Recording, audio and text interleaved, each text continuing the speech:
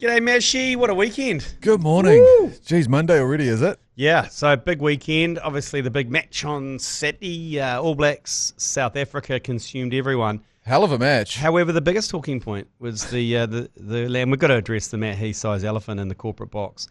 Because we were in our own little commentary booth, which I would describe as about 2 metres in width and 5 metres deep. Yeah. It was a corridor, very tight with three of us. Commentary booth 3 to be exact. Yep. To the left of us, we had the Gold Sport team. Yeah, and ZB. We had Elliot Smith and Steve Gordon. A hero of yours. Hero of mine, Mulu legend.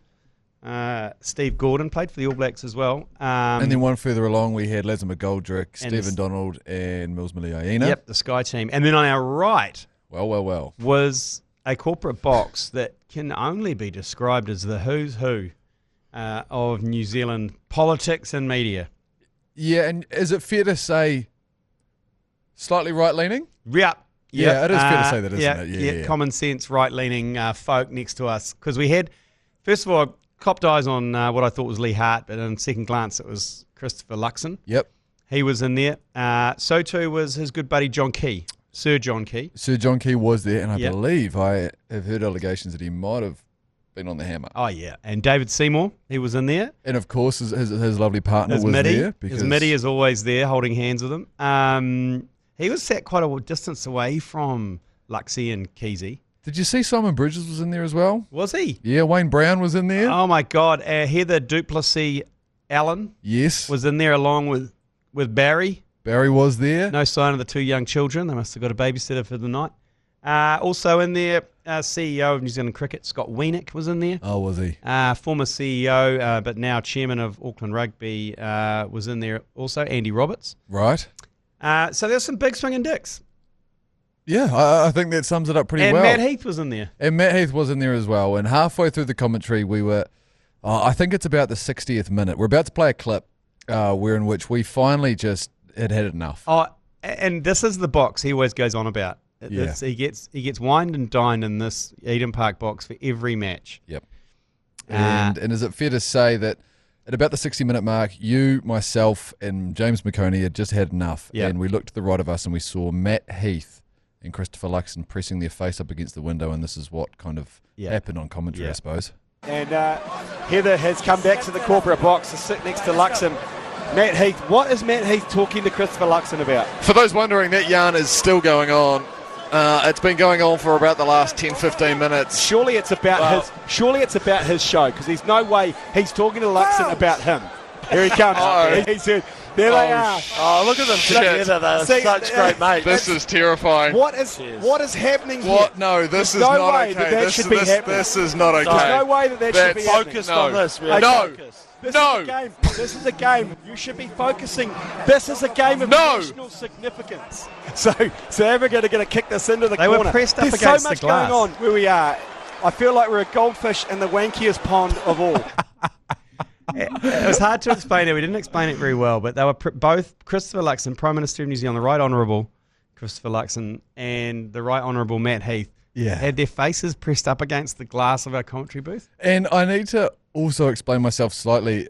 I think people took my nose at the Prime Minister as some big, massive political manoeuvre. It really wasn't, or a political stance. What it was actually was me just saying no to the Prime Minister of New Zealand threatening to buff a wine up against my commentary booth. Yes, it was a lot to take on, okay, and I wasn't there. So much happening. There was to so take much a political happening. stance. And I mean, what you said it this morning when talking to Wells Lane. Like, in what world does something like that happen?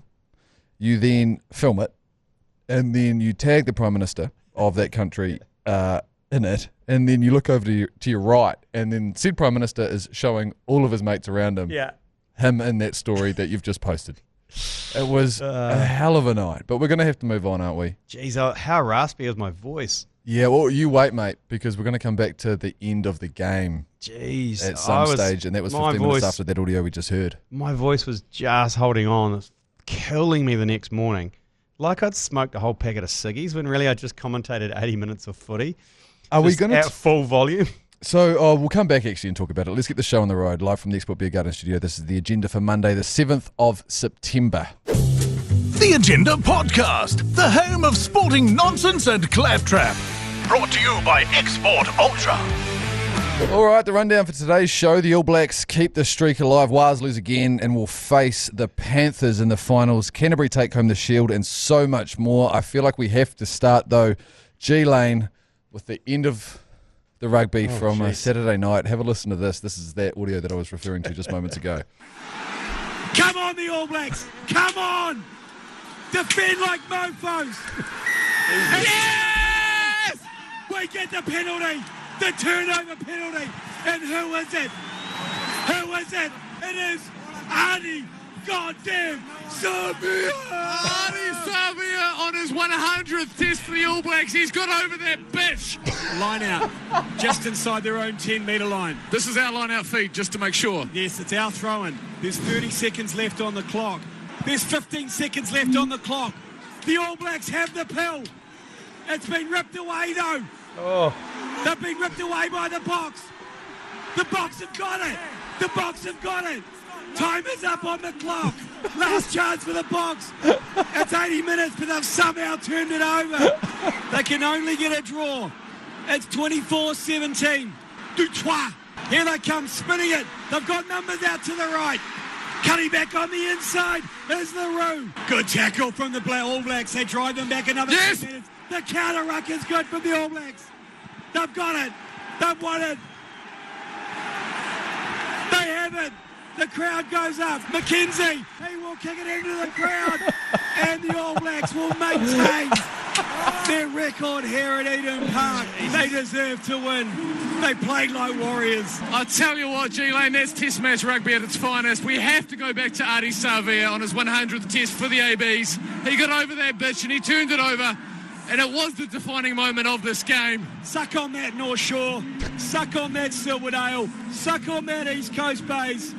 Well, there you go. If you're only listening to today's episode, I recommend going and watching it on YouTube as well, because G Lane, your face right now. I can't listen to myself. Mate, you gave it a hundy. Oh my God, I am just holding on to the seat of my pants on that one. That was the last 5 minutes, by the way, compressed down to about 90 seconds. Yeah. That was you for 5 minutes. Where was James McConey at the end there? Well, McConey said he had to do. Fuck him. Let's go in here, by the way. He had to do something on the field. He had to go out in the field and do some content for Sky. So he left with 5 minutes to go. I didn't see him out in the field. No, nor did I. And are we going to talk about the situation that was happening between McConey and the hospitality staff? Oh, he was desperately jealous of what was going on in the Wanky Goldfish Bowl next to us. Yeah, he was. So he wasn't stormed into the box and demanded beers, which I fully respect. Yeah, same, but we've only found out now that he was, marching into that box and demanding beers. He was coming back, with a couple of friends beside him going, boys, beers, have another beer, fellas. You want another beer? Let's have another beer. And I thought, this is great. But now in hindsight, I wish I was more thankful for the beers that Eden Park provided, because McConey was just kicking down doors. Yeah, I felt like it was a honey trap. We've been thrown out for lesser things at Eden Park, and I felt like we were in that commentary booth, and when those tray of beers came in, I was like, is this some sort of Trojan horse situation where Eden Park are... Now, this is where my naivety isn't good, because I was wondering... I still buffed them. Because I was in charge of disposing of the empty vessels, yes. And I think I may have, in hindsight, taken that job a little lightly. Yeah, I think you just put them in the Sky Sport area. Yeah. Which is good, I think. Oh, you think that is good? Yeah, I think that's done the trick. Sweet. That's not going to come back on us? No, I don't think so. We got given some nice desserts by the people at Eden Park as well, but... Oh, yeah, those interesting were divine, those desserts. Anyway, on the pre-game at the yard party... Yeah, let's talk about the game and the night. Come on. So the people who turned up to the 599 New North Road, the yard party, the boot party we put on in the car park, met some great New Zealanders there. Met some great South Africans too, to be honest. They really brought the vibe. Can I just say, everyone that showed up to that party, thank you, because it was fucking awesome. Yeah. Everyone was on a great vibe. Neat meat. Thank you for the meat raffle, the giant eye fillet vacuum pack with a couple of lamb rumps on either side. They went down they were a huge hit. Mm-hmm. Not as big as the 4 dozen sausages that we threw into the crowd, which promptly got opened and biffed back at me. Yes, well, that's what happens when you give away an inconvenient prize, because people, it wasn't worth taking home 6 sausages, was it? Matt Heath took them home. Okay, there was one exception. He took his. He took his ones. But everyone else decided, you know what, we're here for a good time, not a long time. Let's start having these bitches. Yeah, and there was a proper sausage fest after that because there were raw pork sausages flying everywhere. And it was a real come-together moment, wasn't it? Because it was not South Africans versus the All Blacks. It was just everyone on everyone. It was old school. Just biff and raw sausages. Biff and sausage for the sake of biff and sausage. Yeah. How did you feel about the game itself? Great G Lane? start. Nada was scoring within the first 2 minutes and then just going, see ya, after getting a knee in the ribs. I think he's out. I think he might have cracked his ribs on that one. But sold a great dummy to Ches and Colby to score that in the corner. Mate, he was gone. And then we backed that up with Will Jordan. And it was 14 points to 3 at half time. It was one of those games where you never felt like we were going to lose it, to be honest. After those first 2 tries. Yeah. And Quintu Paia came on, scored a try. I think that Rico Ioane holding the ball up under the posts was a defining moment, along with Adi Savia's turnover there in the 22. It was good stuff. And look, now the record, Eden Park, it's all Eden Park we're holding on to. Because once that record gets beaten, what do they got? Nothing. It's not the home. It's not our home anymore. It's fair to say, right, that the Boks weren't at their best. No, they didn't have a great game. No. They didn't like the slippery conditions. It was raining off and on. I think it was hard to pick that up on the tally, actually. It was a lot wetter than it looked. It was very slippery. Willie Jordan obviously struggled under the high ball a bit. Yeah, it's not looking good. Obviously, huge apologies too. I believe there's some complaints in the pipeline around us renaming the mark to scream out "suck my cock" instead. Yeah, no, that was an interesting moment of the commentary where you thought that, you and McConey decided that was a better way to call a mark, was going, "suck my cock," as opposed to going "mark" or fist up in the air. You'd like the person or the fullback or whoever it might be to yell out "suck my cock." Yeah. And I backed you on that, but I can understand how some people that like to abide by the rules of the Broadcasting Centres Authority might take issue with that. How funny would it be, though, that if you hear on the microphone as Damien McKenzie goes up right in front of Ches and Colby and goes, "Suck my cock," and takes the mark. Bit of a behind-the-scenes question. So we didn't have any ref mics in the first half. Sorry for those that were listening along to us. But in the second half, we did.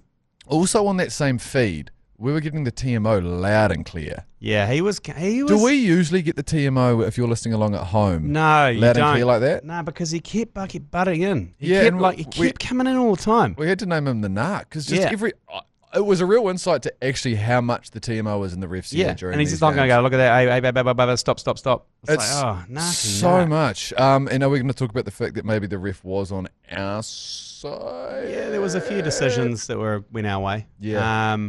But saying that, their handling areas, their line-out, unusually their line-out sucked. Yep. Everyone gave them the raspberries when their midfield line-out failed. Yep. That was good value. I enjoyed that. Adi Savia at the end of the game on his 100th had so many lolly necklaces on, he looked like the Ranfurly Shield. Yeah, we did notice that, didn't we? We did think he looked a little bit like the Ranfurly Shield from 80 rows back. So many peanut slabs around his neck. Fucking hell. I reckon he was carrying 10 to 15 kgs worth of sweets around his neck. Yeah. Easy. At least. Yeah. And when he put that 100th test, baggie that they get or whatever it is, not to be confused with. No.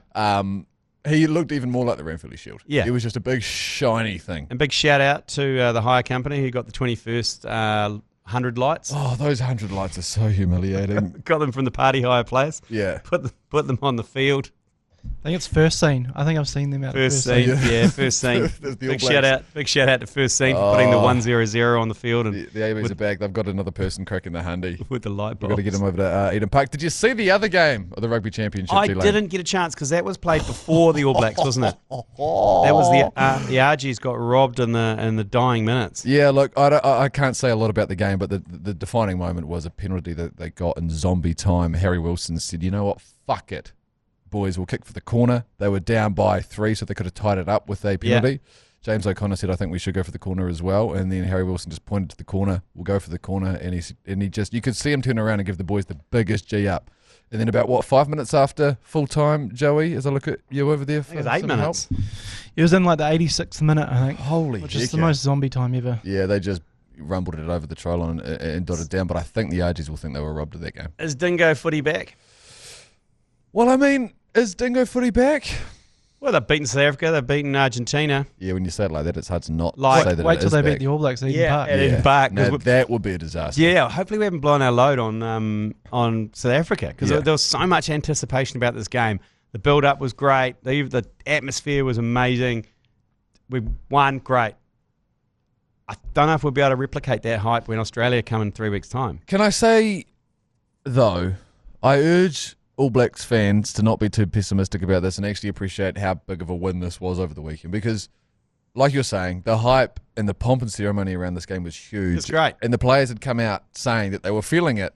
And the fact that they got the fuck up, we should be so hyped about. High five, Finlay Christie, I think, played amazing. Yeah. For a, fourth-string halfback to come on. I mean, that's not our best All Black side. No. And we kind of made it look easy. I think in the 17th minute I even called it. Was it after 48 Export Ultras?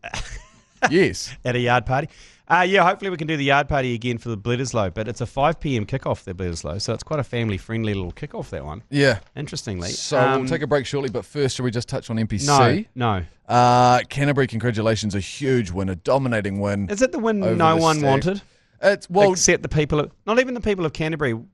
Did anyone turn up to the airport? It's funny you say that, mate. There's been allegations coming through to my Instagram about my father. Gordon Caddie was spotted wearing a Southern Stags jersey at Rugby Park in Invercargill. And when I spoke to him last night for Father's Day, he said Canterbury, and I quote, Canterbury came down here and took it off us. Is he a Southland man? No. He's been living there for 4 years. This is what they do to you down there, G Lane. Right. This is what they do to you. They get you, and now Gordon Caddie's turned on his own. But I suppose that does back up your point about no one wanted this win, not even Cantabs. I know, it's a shame. It is a shame. But the Marco can take it off them next week. Yes, and they're a good team. They are a good team. And then the Marco then have Waikato.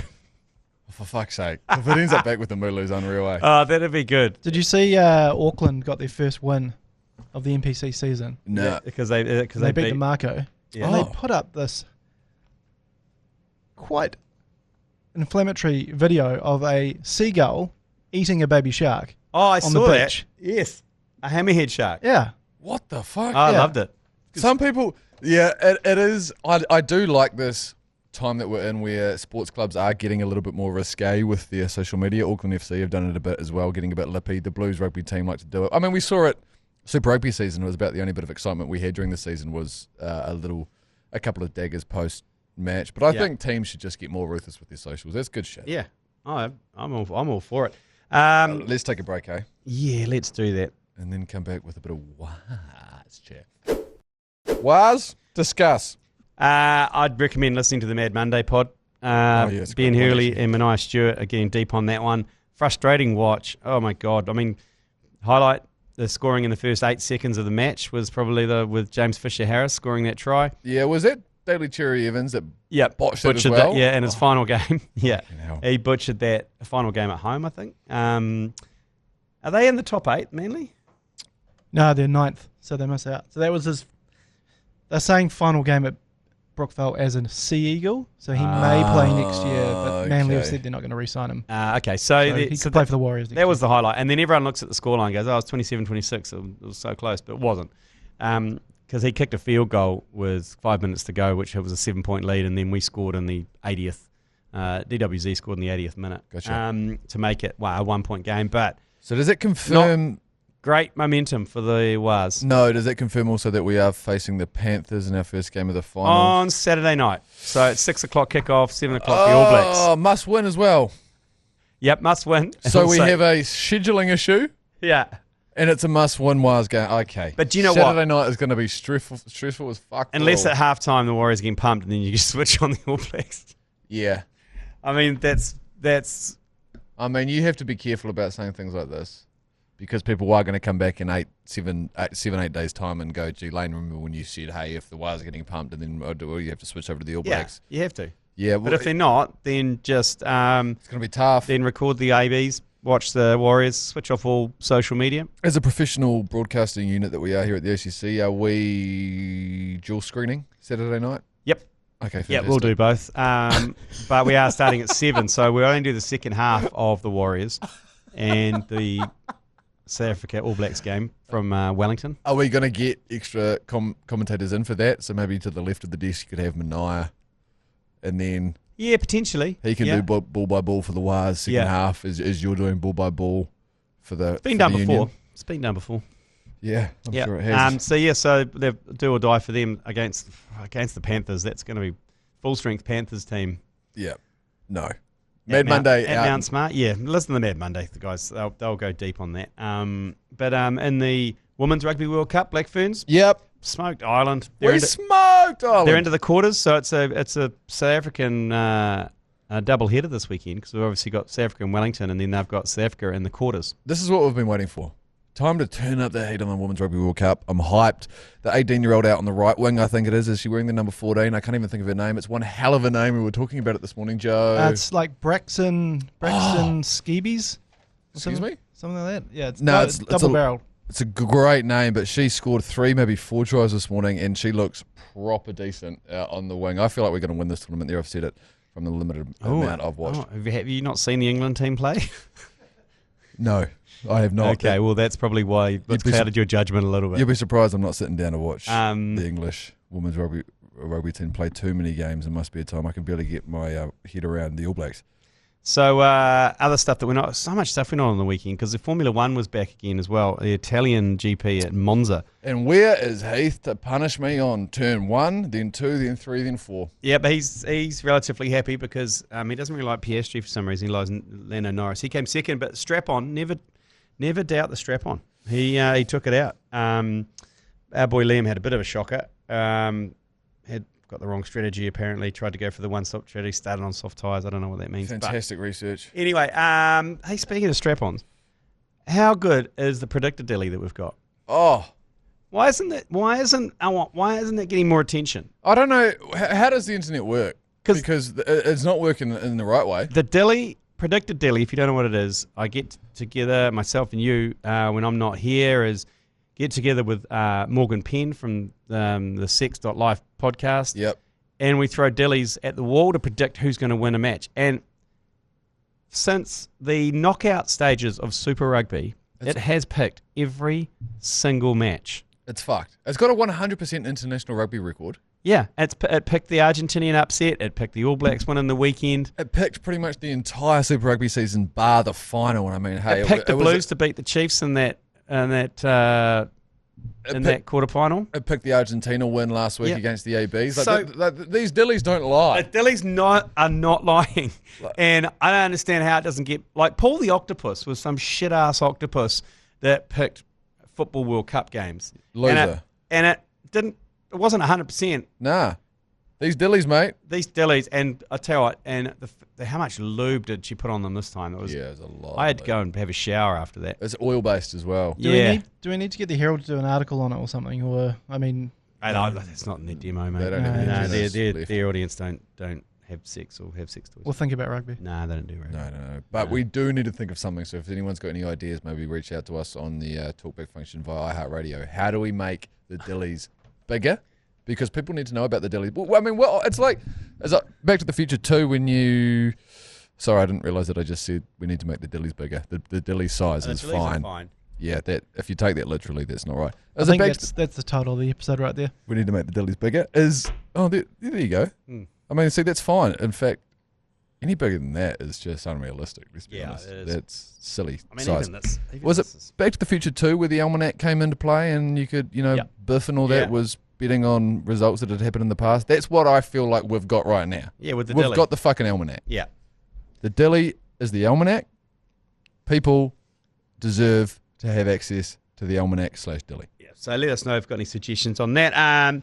And big news too that we discussed last week. The Agenda and BYC podcasts. We're going to do a live one for the very first time down in Wellington at Shed 22 the night before the Black Caps take on England in a one-dayer. So 31st of October. It's a Friday night. I think that was the one part we missed last time on Friday when we announced this. Is I don't think we put enough emphasis on the fact that, hey, the Friday night live show, Saturday fucking cricket, mate. And it's Halloween. Buy your tickets now, your flights. And you know what the Halloween thing is? You get away from getting punished by your kids and all the little lolly things. Oh, so you can come to the pub. Come to the pub. You got a function to come to. The Hairy Jav's going to be there. Myself, Mashy will be there. We'll drag along McConey. We broke the news to McConey live on the commentary on He took it on well, Saturday. didn't he? I did took it so well. Jesus, like that. So tickets are only $25. That gets you a complimentary drink. It gets you a Steer the Ship hat. It gets you some snacky changies as well. So you pretty much get the cost of your ticket back in free shit.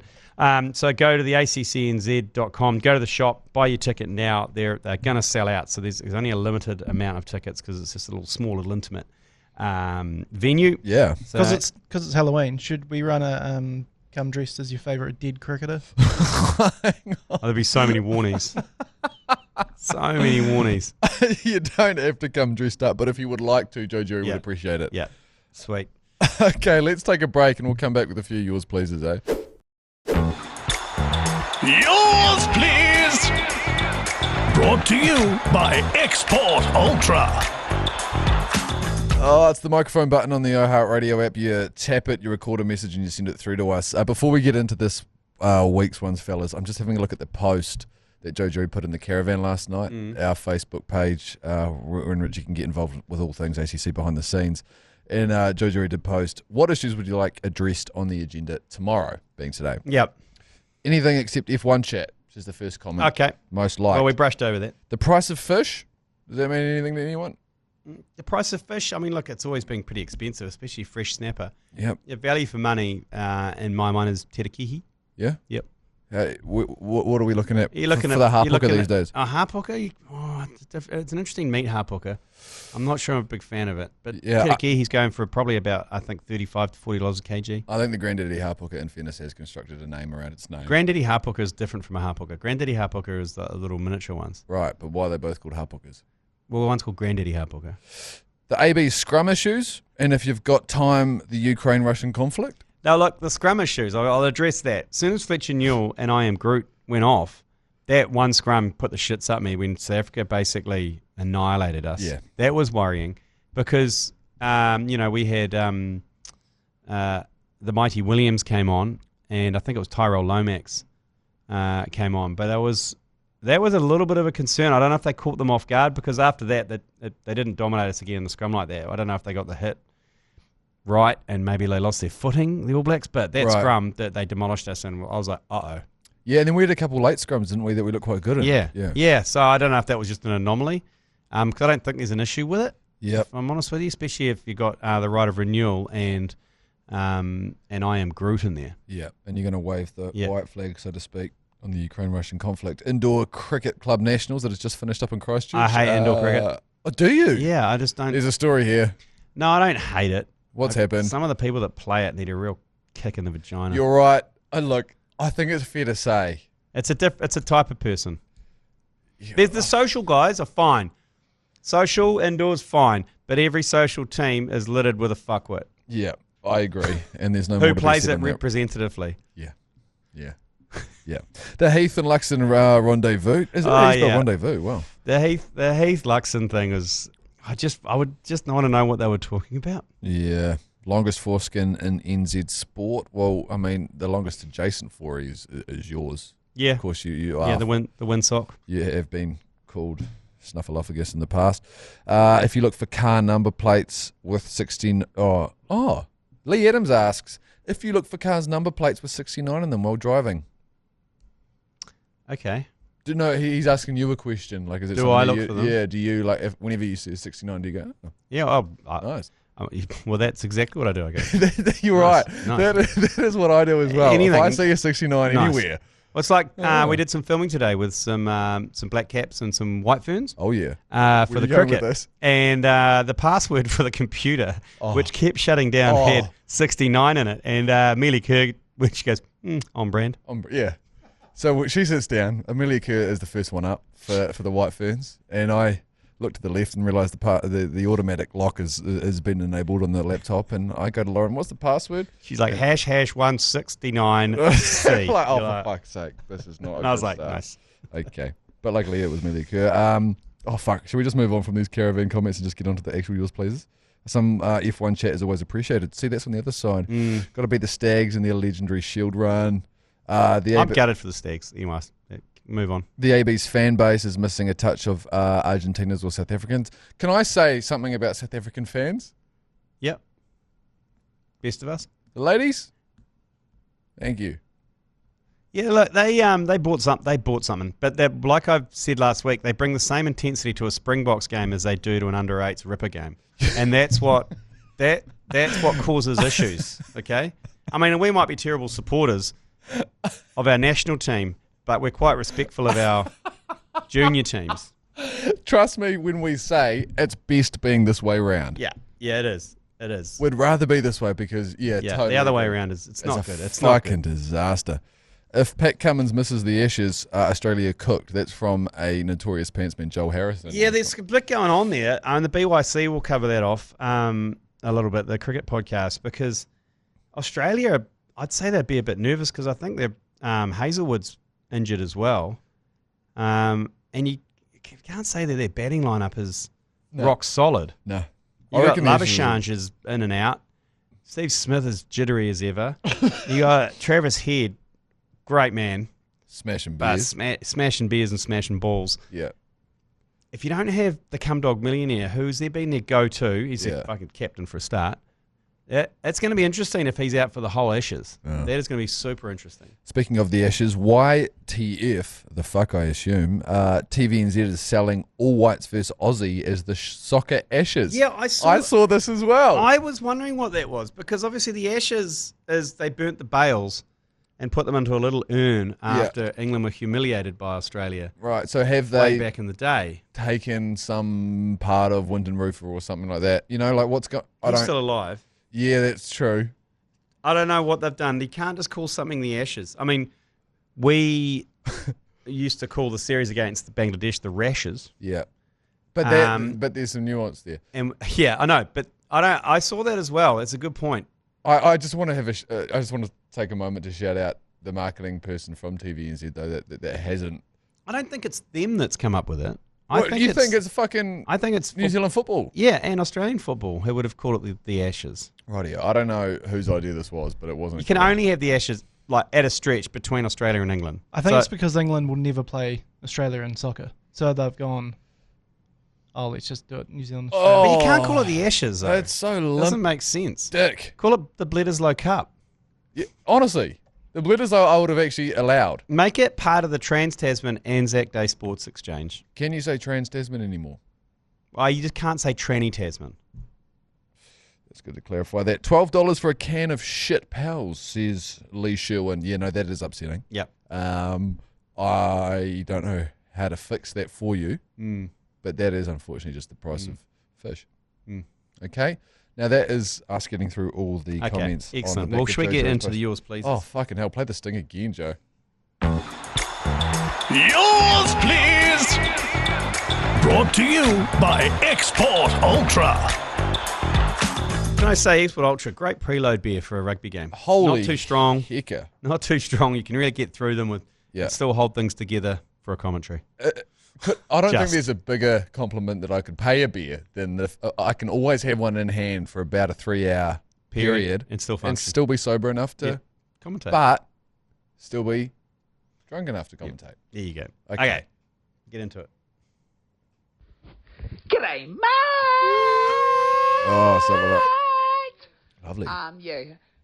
South African can shove a bride brokey up their fucking ass.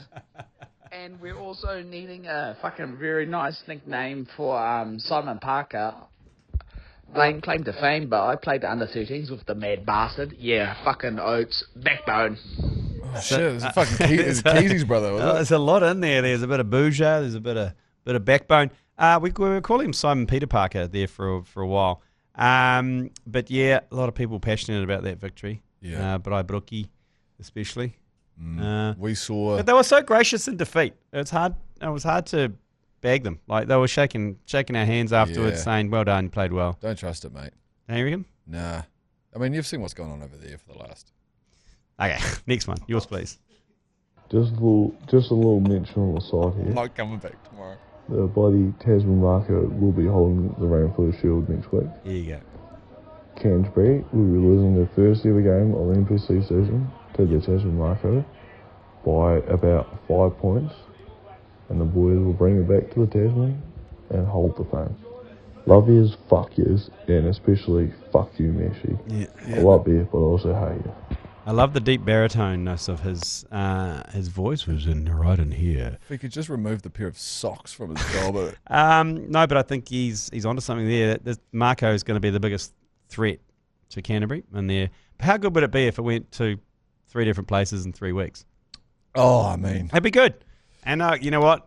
They'll welcome them at the airport. It already has though, because it's gone Taranaki to Waikato, Waikato to Southland, Southland to Canterbury. Oh yeah, like Canterbury to Blenheim. Canterbury don't even want to touch the shield though. They've seen it enough before. They know what's on it after the last few weeks. They're just kind of looking at it. You don't deserve it. Yeah, they don't. It's not the same in Canterbury. It's going to be like a Southland Painters radio though. I hope they've run that through some sort of quarantine by the time it gets to Christchurch. Oh, but love you too, mate, and fucking hate you too. I got a direct message early on Sunday morning from a former friend of the show, former employee here at the ACC.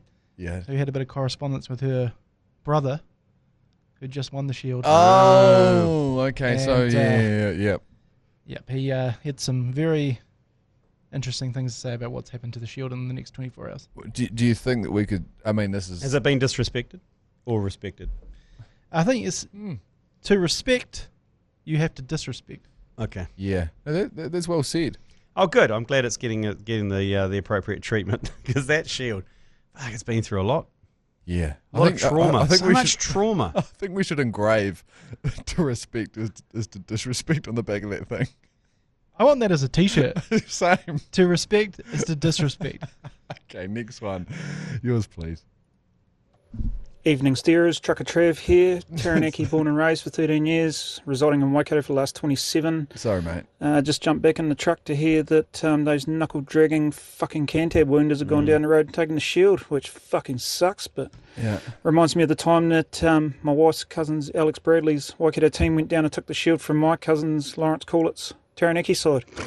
And I'm not bitter still. Love yous. Fuck yous. Thanks, Great talk, Trucker Trev, because he used every single second of that 30 seconds there, Trucker Trev. At least a man would have taken 2 parts to get through that. Yeah, this is true. And look, hey, Trucker Trev, good news there for you, though. I know I feel the same about the Cantabs taking the Shield, but like I was saying, the Mako, they can go take it off them, and then Waikato can go down and take it off the Mako, take it back up to the Tron, and probably promptly lose it the next week to Harbour or something. Are we solely to blame for the republishing every round of the NPC scenarios graph? It's great. That's the best thing that the NPC have ever done. It's created a real...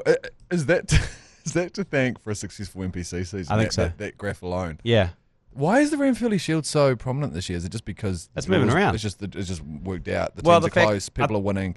No, well, the fact that there's a couple of upsets, like the fact that Waikato upset. Well, you need upsets in the Shield, don't you? That's the only way. And you then can really Southland upset Waikato. The Canterbury Southland one was the only one that was a foregone conclusion. Yeah, fair. Anyway. Fuck you for even saying that, mate.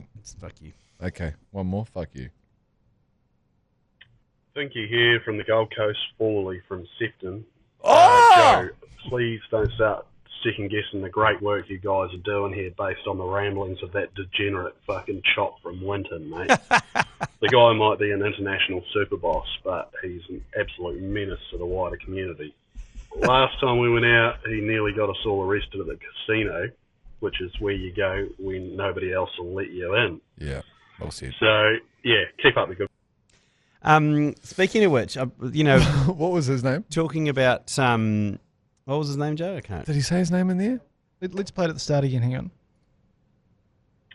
Thank you here from the Gold Coast, Blinky? formerly from Sefton.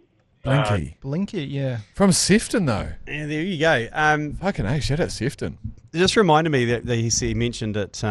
Obviously, the German Winton wounder. He was talking about there. No, he's talking about Chop from Winton. Oh, Chop from Winton. That's different to the German Winton wounder. And don't you dare confuse him with a 17-year-old mechanic from Winton. Chop is on the Gold Coast. Oh, yeah. He's obviously with this guy from Sefton, Blinky.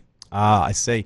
Saying that they got him arrested when they went up. We caught up with Lee Hart on Friday, come back from his Euroboy summer. Yeah, how was he? He was great, but he came back 4 days early because he lost his phone and wallet in Prague. Remember the guy who rang up and said that he woke up in the morning with Lee Hart's room key? So was that all... that was all legitimate? Yeah.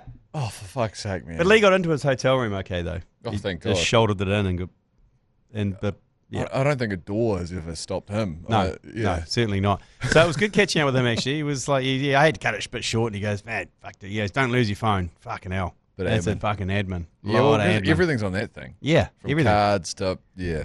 Everything was on it. So he decided that, you know what, I'm not going to buy any phone, I'm just going to come home. Yep. Yeah. Yeah, I think so. Yeah, I think he was like, Kind of is easier. So, yeah, I was only 4 days early, but he's like, fucking too much admin. Was he just raw dogging on his flight on the way home as well? No phone. Well, you've got your in-flight entertainment. What do you, like, you don't need your phone. Can't get a signal. Pop off to the bathroom for a quickie. Oh, gross. I mean, he's also at that great time of life, isn't he, where his relationships, he doesn't have too much to worry about. He's got no responsibilities. No really. responsibilities is the way to put it. Yeah. So he just, I'll come home 4 days early. So he ended up at that Rugby Foundation lunch with you guys the other day. Yeah, he did. Yeah, he came for a couple of beers. He came back after that? I had to do his radio show. Oh, Toddy would have been riding him. Yeah. So he had his Paid to Talk radio show, which he wants to change to paid to Party, which I agree with. I mean, that's a far better concept than Paid to Talk. Paid to do anything is kind of really just what you could say. That's what everyone does. Like, most people are paid to be an accountant, paid to be it. But if you're paid to party, that's amazing. I feel like we're paid to party. Fuck, no, you're right. We are paid to party. Okay. Do we have any more of these to get through, or no? Is that it? Hey, one thing before we go. Fantasy rugby. Oh, yeah. I had a barnstorming weekend. I'm 45th now out of our group of 250. Hang on, you said you didn't change your team, though. No, I changed it. Oh, okay. I didn't change it for that second game when we lost against Argentina, but I changed it for last one. I put Willie Jordan as my my triple captain, and he dotted down, so that sent me rocketing up the leaderboard. I forgot to change my team, so I'm yet to check, but I think I still had Cortez Ratima at halfback and a few others that did not feature over the weekend, so no doubt I'm fucked. Okay. But we'll post the results from the weekend maybe to the caravan if you want to check out where you're sitting at the moment. Okay, congrats though, G Lane. You're out of boosts though, aren't you, mate? Yeah, I'm done on my boosts. I'm blowing my loads on the fantasy boost. But thanks for joining us on the Monday. Oh yeah. See you tomorrow. Love yous, fuck yous. You've been listening to the ACC's Agenda podcast, brought to you by Export Ultra. For more episodes, like and follow on iHeartRadio or wherever you get your podcasts.